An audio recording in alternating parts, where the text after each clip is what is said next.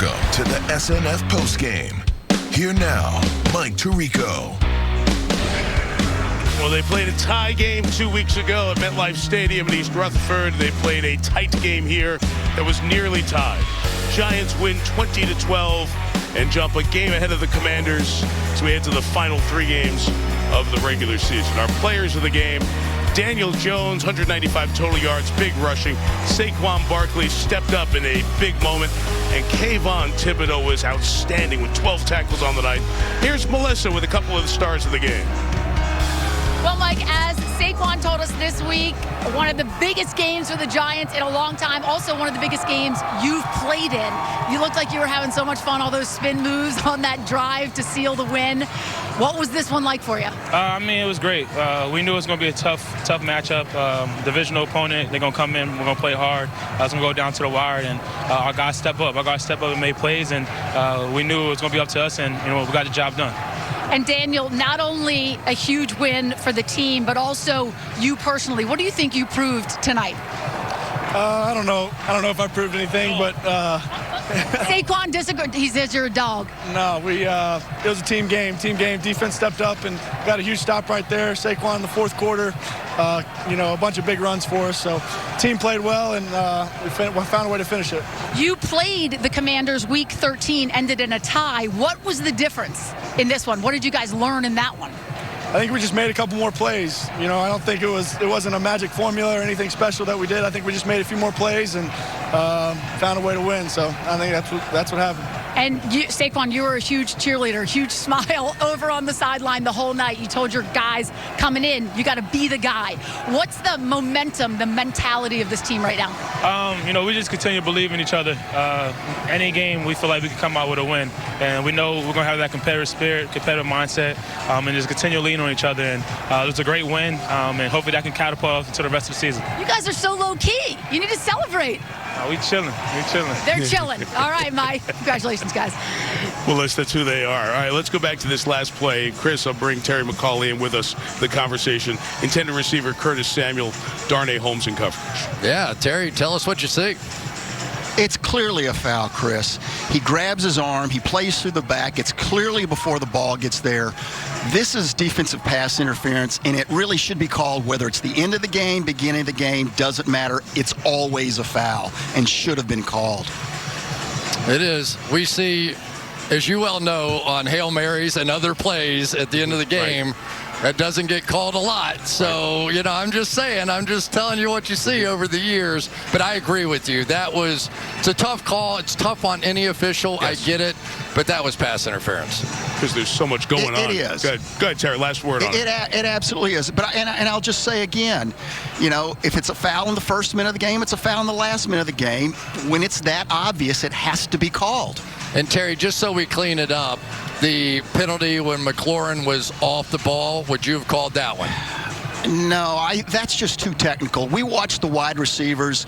They're within the vicinity. I mean, technically he is off the line, but it's just too technical really at any time of the game, especially without warning. It shouldn't have been called. And you see he pointed twice to Carl Johnson, but Carl's ready to pull his flag. Carl knew it right away that he was off the line of scrimmage in his mind there, because when he looked over, he didn't move up. So that was the second to last play, erased the touchdown. This was the last play. They'll be talking about that in Washington, but hey, that's the way it happens, man. This is the NFL, and sometimes they go your way, sometimes they don't. And tonight it goes the Giants' way. They win 20-12, so here's what it means in the playoff picture.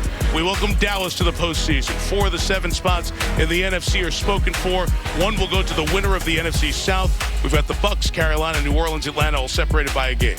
2 wild card spots to go. Giants and Washington. Giants 1 ahead, plus the tiebreaker over Washington. So essentially Washington is 2 behind the Giants with 3 to go. Seattle at 7-7. Detroit at 7-7. Very much in the conversation. Seahawk and Lion fans, your team a half game out of the last spot, heading to the final 3. Enjoy your Christmas.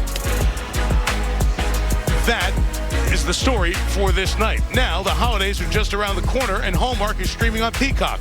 Catch the latest fantasy football analysis on Fantasy Football Happy Hour with Matthew Berry. And starting right now, live coverage continues with Sunday Night Football Final, only on Peacock. We saw the Buccaneers there in that playoff picture. They have a very important game. We'll be with you for it on Christmas night from Arizona. And Chris and I will look ahead to that right after this.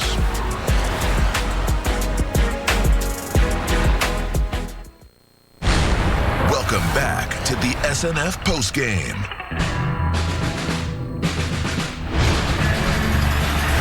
Merry Christmas from the desert. The fans have opened their gifts. Now they settle in to welcome their Arizona Cardinals. Oh, let's go. Let's get it. What we do? How about Tom Brady? What a gift on Christmas. Oh, Merry Christmas. That's unbelievable. Well, it has been a really tough season for the Arizona Cardinals, and same true for the Tampa Bay Buccaneers. The difference, though, Tampa Bay still leads their division, Chris, and they are going to need to win some games down the stretch. So a huge one for them Christmas night in Arizona. And it throws a huge curveball into the playoff picture. Because if Tom Brady ends up with the division win, he's still that guy you really don't want to play come playoff time. Right. So by the time you get to the playoffs, whether you're 6-8 or doesn't matter, right? Nobody matters.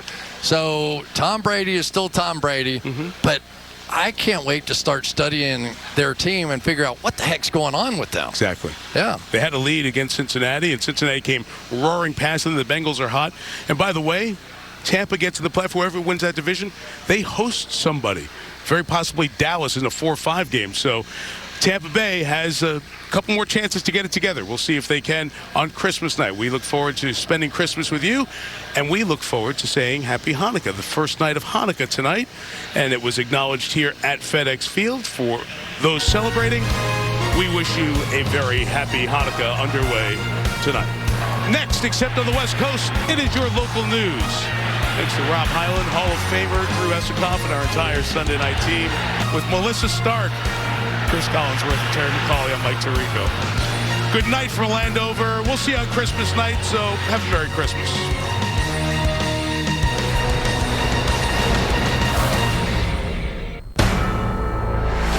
NBC Sports thanks you for watching this presentation of the National Football League.